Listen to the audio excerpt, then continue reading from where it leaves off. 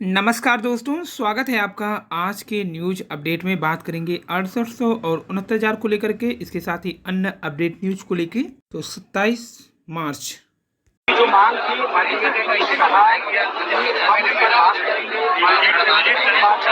और निर्णय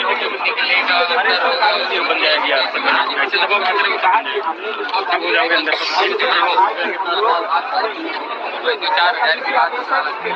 करेंगे बहुत लंबा और ये वास्तविकता है कि सरकार इतना आसानी से जो चीजें सोच रहे हैं हम लोग के नहीं तुरंत पूरे कम्युनिटी की बात है समाज की बात है तो कोई अचानक से कोई निर्णय नहीं ले सकता है। तो मिला के सरकार की आपके साथ है तो हम लोगों ने 15 दिन का समय दिया है। 15 दिन होगा हमारे साथ रहेंगे हमारे लिए लड़ाई करेंगे हम लोग अपने सरकार का।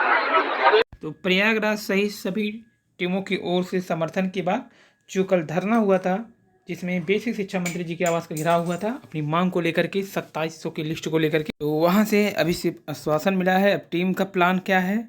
आज चंद्रशेखर जी जो कि भीम आर्मी के हैं, वे पहुंचे हैं। अब उनके नेतृत्व में जल्द ही अगर निर्णय नहीं लिया गया 6800 की नियुक्ति को लेकर के, या सरकार ने अपना कोर्ट में स्टैंड क्लियर नहीं किया, तो विधानसभा का घेराव करेंगे आज लखनऊ में। यहाँ पे देखिए चंद्रशेखर जी पहुँचे हैं टीम के समर्थन को लेकर के। तो अब यहाँ पे बैठक जारी है। अब बैठक में ही है कि कल के घेराव के बाद जो आश्वासन दिया गया है, क्योंकि सिर्फ आश्वासन ही मिला है, भी क्लियर स्टैंड नहीं कायम किया है गवर्नमेंट ने या विभाग ने कि 6800 के लिए हम क्या करेंगे, डबल बेंच जाएंगे या किस हिसाब से नियुक्ति देंगे। आश्वासन देकर के फिलहाल जो धरना था, एक बड़ा धरना था, उसे समाप्त कराया गया है। लेकिन आज यहाँ पे चंद्रशेखर जी जो कि भीम आर्मी के हैं पहुँचे हैं। कल संख्या बल के हिसाब से देखें तो अच्छी खासी संख्या थी, जिसमें शिक्षा मंत्री जी का जो घिराव हुआ था आवास का, इसके बाद यहाँ पर आश्वासन दिया गया और खाली कराया गया।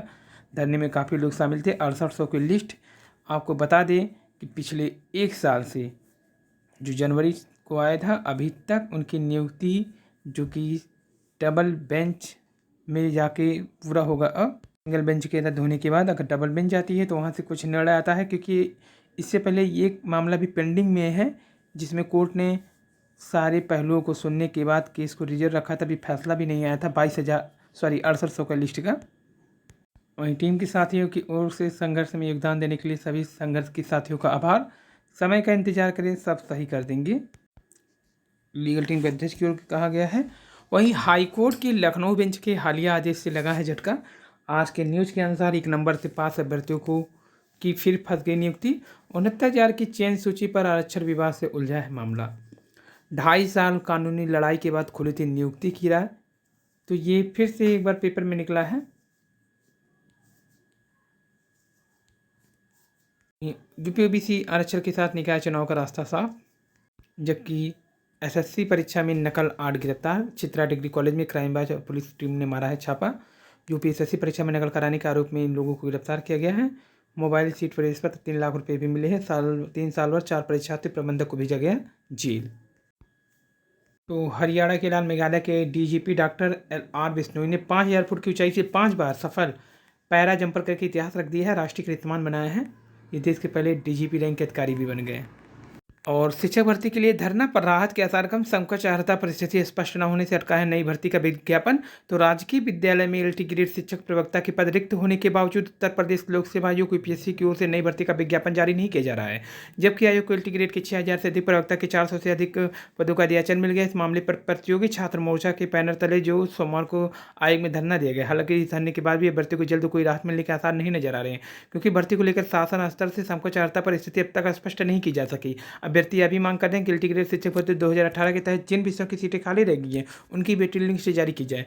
धरना दे रहे प्रतियोगी छात्र चाहते हैं कि आयोग का कोई सक्षम अधिकारी उनसे वार्ता करे और ज्ञापन ले, लेकिन अभ्यर्थी काफी देर तक आयोग के गेट के बाहर धरने पर बैठे थे। वहाँ बड़ी संख्या में पुलिस फोर्स तैनात रही। आयोग के गेट पर ताला लगा हुआ था। पुलिस के हस्तक्षेप के बाद धरने का नेतृत्व कर रहे मोर्चा के अध्यक्ष बीके खान को अंदर ले जाया गया, उनसे ज्ञापन लिया गया। हालांकि प्रतियोगी आयोग के किसी सक्षम अधिकारी से मुलाकात नहीं हो सकी।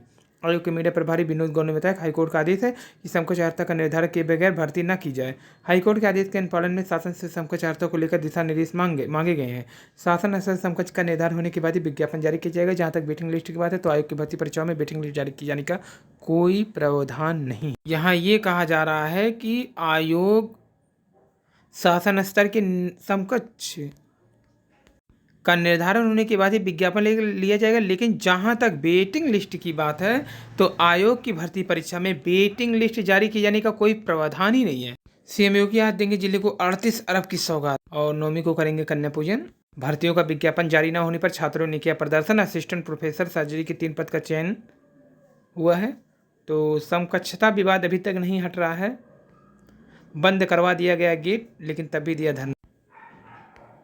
और नया आयोग कराएगा शिक्षक भर्ती परीक्षा। उच्चतर शिक्षा सेवा आयोग और माध्यमिक शिक्षा सेवा चयन बोर्ड को खत्म करने की तैयारी है, इसलिए आयोग और बोर्ड में नए सदस्यों का चयन नहीं किया जा रहा है। कभी भी इसे बंद करने की घोषणा हो सकती है और यहाँ पर कर्मचारी और अधिकारी नए आयोग में शिफ्ट कर दी जाएंगे। वहीं इन आयोग और बोर्ड से शिक्षक भर्ती के जो भी विज्ञापन अब तक जारी हो चुके हैं उनमें परीक्षाएं अब तक नवगठित उत्तर प्रदेश शिक्षा सेवा चयन आयोग कराएगा। नए आयोग के गठन तक शिक्षकों की भर्ती प्रक्रिया ठप रहेगी। बेसिक, माध्यमिक और उच्च शिक्षा संस्थानों में शिक्षक की भर्ती के लिए उच्च शिक्षा सेवा चयन आयोग का एक्ट 2019 में तैयार हुआ था। अब इसका मुख्यालय प्रयागराज में बनना था। इस आयोग में अध्यक्ष और 7 सदस्यों का चयन होना है, लेकिन अब तक अस्तित्व में नहीं आ सका, जिसे अब धरातल पर उतारे जाने की तैयारी चल रही है। चूंकि अब इसे लागू करने में देरी के कारण पिछले वर्ष उच्चतर शिक्षा सेवा आयोग ने असिस्टेंट प्रोफेसर के 17 पदों का विज्ञापन जारी कर दिया। ऐसे ही माध्यमिक सेवा चयन बोर्ड ने ही 4163 शिक्षक पदों का विज्ञापन जारी कर दिया। आवेदन लेने के बाद भर्ती प्रक्रिया आगे नहीं बढ़ी। आयोग और चयन बोर्ड के सदस्यों का कार्यकाल पूरा हुआ तो नए कर्मचारियों का चयन नहीं हुआ। अब इनका काम ठप है। जिन भर्तियां आवेदन लिया जाएगा उनकी परीक्षा नया आयोग कराएगा। जनवरी में मुख्यमंत्री ने आयोग गठित किए जाने की घोषणा की और जल्द अमल में लाने का निर्देश दिया। अब इसमें मेडिकल इंजीनियरिंग कॉलेज शिक्षा भर्ती का नियम भी जोड़ा जा रहा है, इसलिए नए सिरे से आयोग की रूपरेखा बन रही है।